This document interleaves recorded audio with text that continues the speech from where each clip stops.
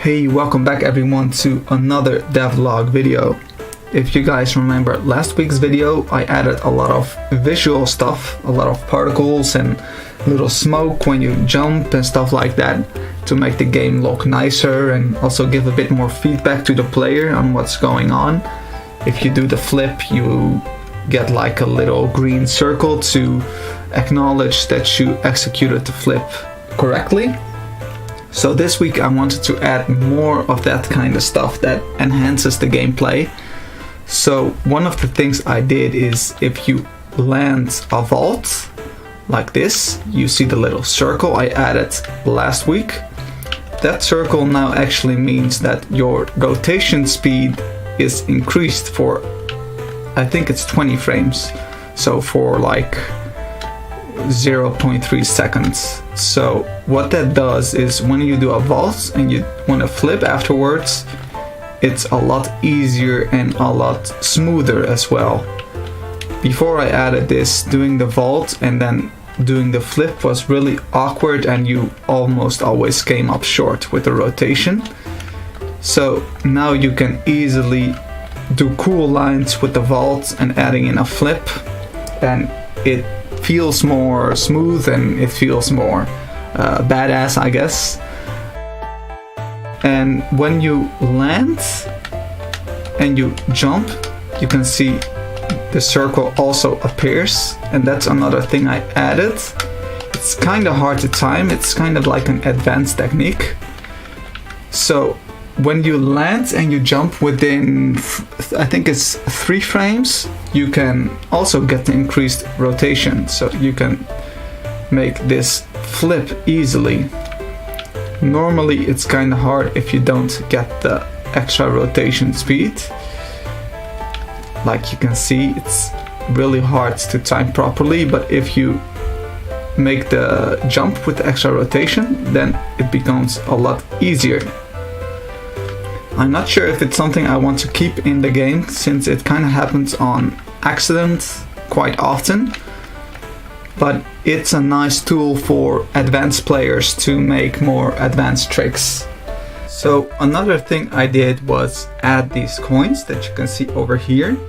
So you can actually pick them here in the editor and place them freely like this, or press Ctrl and then they will be placed in a grid, which makes more sense for a tile-based game, since you can exactly put them above the ground or along this slope like I did here. So let me remove these coins. So you can just walk and hit the coins and you will collect them. Right now they don't do anything, but in the future you will get some points. So one of the useful things you can do with coins is guide the player. So you can see this blue object and this yellow object. You can make it a bit more obvious that there's a line between these two objects. So you might add some coins like this, and now you can see it's a lot more obvious. Maybe if I add even more coins like this, you can see it's a lot more obvious that there is a line between these two objects. So now you can jump like this and it becomes a lot more obvious. In the future I want to add red coins that you can only get when you're in a combo. So maybe there's some red coins here, for example, and then you can only grab them after you did a vault like this, and that makes it a bit more challenging for the player to get all the coins in the stage or get a certain amount of red coins that you need to complete an objective. And there might also be blue coins that you can only get when doing flips, and yeah, all kinds of coins to give a bit more variety to collecting all the things in the stage. Now, one of the things I was having trouble with when adding the coins was that it's kind of hard to pinpoint the exact location on where to actually place the coins. So can the player reach here? Can he jump this high? And then I have to kind of jump and have to remember, did he jump that high? And maybe it will actually be too high and he wouldn't reach them. So one of the things I did was add like a trail where you can see all the past characters' positions, which is really useful. I'm sure you've seen this in different games as well. So you can just make a little line like this, jump like this, and then pause the game, and the trail will stay there, and you can see, oh, this is the position where the player can reach. So you can put a coin here, maybe put them even down here, like this, and then you can just resume the game, and yeah, let's remove the trail. It's kind of annoying, like this. And now we know that we can reach these coins for certain. So we can jump like this, and there you have it. We just got all the coins. So that's really useful. I might also add a feature where this information is all saved so that I can look back like a gameplay section and see if a player was able to reach all the platforms, or maybe see where players are struggling. So in the future I will for certain upgrade this ability.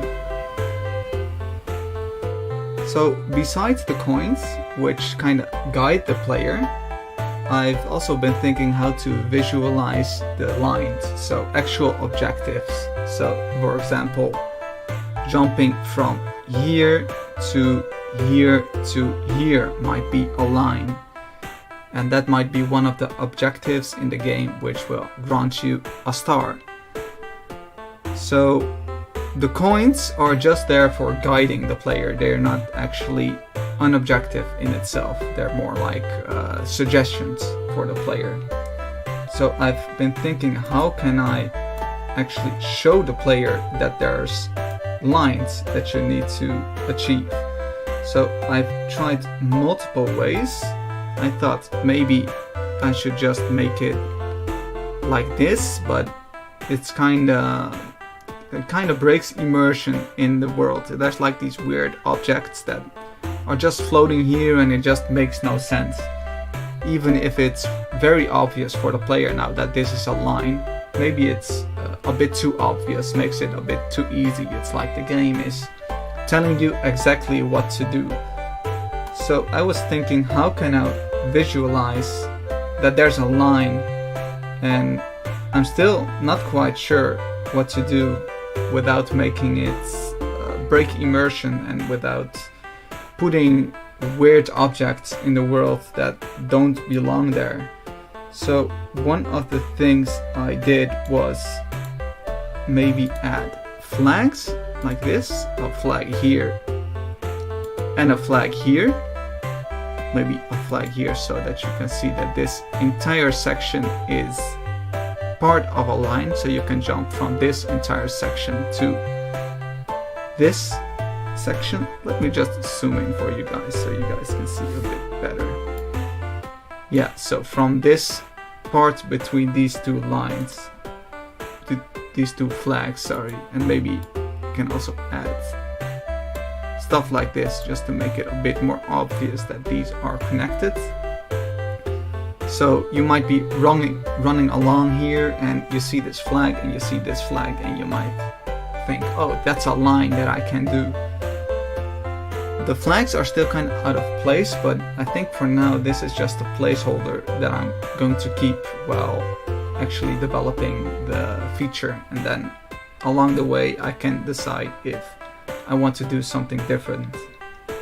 At first I actually just wanted to use these red tiles to define lines, so you would actually just have these red tiles, and you can easily see, oh, there's a red tile here, there's a red tile here, so this is a line. And I do like this method since it's very clear, like it really catches your eye that these are connected, these are a line, but at the same time you are stuck to these tiles, and you can already see, this blue tile is actually a one-way platform, so your player can jump from the bottom to the top. But if I add these red tiles here, then suddenly it's a solid tile. So you're not only adding an objective to the stage, but you're also altering the physical properties of the stage, and that's not something I want to do. So yeah, I'm really not sure what the right solution is, but I will just begin prototyping with these flags and actually play, and hopefully while playing I will get some sort of epiphany about the right solution. So if you guys have a solution for this or a nice suggestion, please let me know, and maybe we can come up with something good together. So I think the gameplay is coming along quite nicely. There's one last thing that I'm just not certain about. So you can actually do the vault like this. But what if you do the vault on the ground? You don't want to be able to hop across the stage like this. I mean, it might be fun for speedrunners, but this is not at all how I want players to play the game. So should you actually just face plant like this on your face if you do it on the floor? But then how do you decide what a floor is? Is this thing a floor? Because it's kind of wide, but then you can't vault like this, which is just perfectly fine. So I'm not sure, maybe you cannot vault on the grass tile, maybe that's how it will work. Or maybe can you do a slide, so maybe you vault into the slope and you will start sliding, and if you do it on the floor you will start sliding like this, or maybe you will slide on your belly or something like that. I'm not yet sure what to do with that. I think that's the last feature before I complete the basic moveset. So what do you guys think about that? Do you want to slide on your belly, or do you want me to make it so that you crash? Do you think that's a more appropriate thing? Like in the real world, if you would jump like this on the floor, I'm quite sure that you would crash on your face. But at the same time, it will be more fun if you can slide and use the vault for that kind of movement. So let me know what you guys think about that. So yeah, that's pretty much it for this week. It was a pretty decent week. I actually started thinking about the goals of the game. It's no longer just a free running like sandbox environment where you can just mess around. I will now actually start making a game instead of making a sandbox. There will be objectives with lines and coins to collect, and there will be an end to the stage, and then when you ended the stage you will see how many coins and how many objectives, and going through the level will have an actual goal instead of just messing around. So hopefully in the next few weeks I can finish that. So besides all the game stuff, I actually also went out and prepared, since I'm going to Japan soon. I've been going to Japan for the last few years, at least a couple of months per year, and I've noticed that I'm just starting to get into a bit of a rut, I think you call it in English, like kind of a cycle, and I'm starting to get less motivated and started getting tired of my environment. And yeah, I just booked a ticket to Japan, and I will be there for 2.5 months, and I think at first development will be a bit slow, since I'm just gonna enjoy myself and relax a bit. But after that I just want to continue making the vlogs and working on the game, and hopefully a fresh environment will give me lots of inspiration. So yeah, thanks for watching and see you next week.